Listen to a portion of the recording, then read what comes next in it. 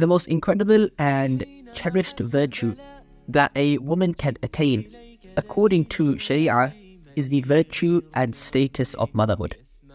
And for that reason, Allah subhanahu wa ta'ala has facilitated for women to be great mothers.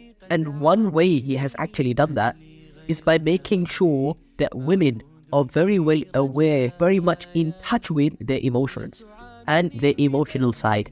That's why we know that if a mother was to hear her child crying, simply from the cry, she would be able to tell that, is my child hungry?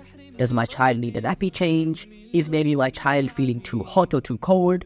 Or maybe my child is unwell. Simply from the cry, she'll be able to tell what it is and diagnose the situation and then deal with the situation. Similarly, women oftentimes are actually better judges of character than men as well, especially when it's a first meeting situation.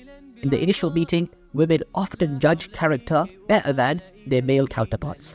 So this is actually the benefits of this virtue that Allah subhanahu wa ta'ala has bestowed upon women, that they are in touch with their emotional side. However, at the same time, this virtue also can cause harm if it is not kept within bounds. Every single thing must be kept within bounds.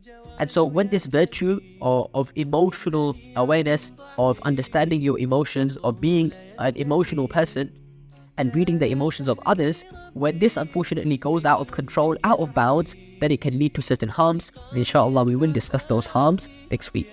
So this is our marriage tip for this week, that be in touch with your emotions as women, and partners understand that this emotion that your wife has, this is actually a strength and not a weakness, as long as it is kept within the right bounds.